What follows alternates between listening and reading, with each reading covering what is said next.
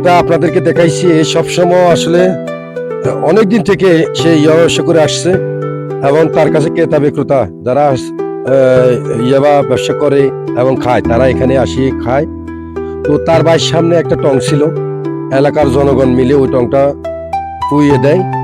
তারপরে সে বাইরের উত্তর পাশে নির্জন বাগানটা দেখো, এই নির্জন বাগানে সে মাটির তলে এই বাংকারটা তৈরি করছে। তো আমরা লক্ষ্মীপুর এসপি মহোদয়, ওসি মহোদয় দৃষ্টি আকর্ষণ করছি দ্রুত তার বিরুদ্ধে ব্যবস্থা নেওয়ার জন্য।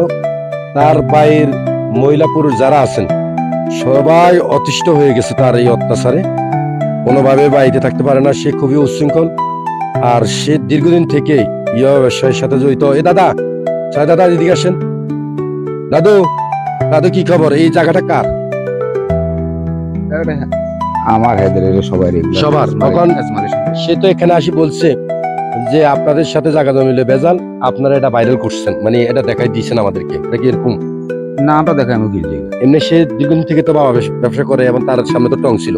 দেখ, বাবা ব্যবসা করে বুঝতে পারি না, তবে সে বাবা খায় এবং পোলা পায় না এক লোক বই খায় টুক যায়। এখানেও পোলাপান আসে? কেন আসে? এখানে বিভিন্ন জায়গা থেকে পোলাপান আসে, এলাকারই 3-4টা পোলা পায় সবসময় যায় আসে। তো এই যে সে যে এটা তৈরি করছে, এটা কি আপনারা জানেন? কখনো দেখছেন? এটা বানাসি দেখছি, তবে ভিতরে কি আছে বা কি আছে ভিতরে আমার ঢুকিয়ে না তো প্রয়োজন মনে করেন নাই। তা আপনারা ভিডিওটা বেশি বেশি করে শেয়ার করে দেবেন যেন সব প্রশাসনের নজরে পড়ে, প্রশাসন যেন দ্রুত ব্যবস্থা নেয় কি কারণে সে এটা তৈরি করছে আর এখানে কি অকাজ কাজ করার জন্য করছে।